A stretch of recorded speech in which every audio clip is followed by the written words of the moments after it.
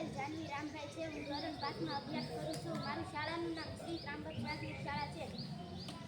મારી વાર્તાનું નામ પંખીવયે પાણીભાઈ. એક હતો છોડ, સાવ નાનો એવો, માંડ દેખાય. ઘણા ઢોરો પણ તેની આસપાસથી પસાર થાય, કોઈ તેની નજરમાં ના આવે. તેના મોટું થવું હતું, વધવું હતું, પણ તે દિવસે સુકાતો જતો હતો.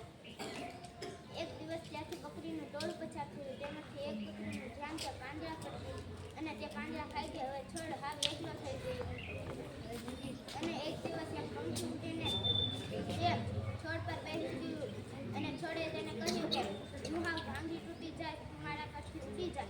તેથી તે પંખી ઉડી ગયું અને એક દિવસ એક ચકલી આવી અને તે છોડને કહ્યું કે તું કેમ હાવ ટુકડો પાડ્યો અને તારા પર પાંદડા નથી? તેથી છોડને થયું કે મને આવું કેવી વાર આવી ગયું. છોડને રોવું આવ્યું અને કહ્યું કે મારા પર પાંદડા હતા, જે એક દિવસ પકડી ખાઈ ગઈ અને મને કોઈ પાણીનું પાત્ર હાવ તરસ્યો, મારા મોઢમાં અટકાઈ રહ્યા છે. તેથી હું હાવ ટુકડો પાડ્યો. એવું સાંભળીને ચકલીને થયું કે આપણે આને મદદ કરીશું.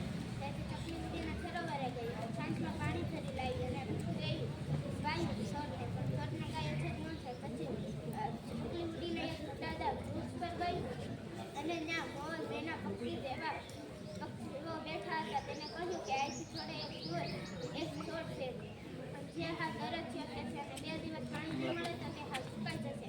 તેથી તે પક્ષીઓને થયું કે આપણે એને જરૂર ચોક્કસ મહેનત કરવી પડે. તેથી તે ઉડીને અંદર સરોવરે ગયા અને તેથી છાંચમાં પાણી ભરીને પેલે ચકલીને બહાર રહેલા પક્ષીઓ એમ જઈને છોડને પાણી પાવીને દરરોજ પાણી પાવું વર્ષો ગયા પહોંચી ગયા. અને ઉનાળો પૂરો થયો અને ચોમાસું ચાલુ થયું.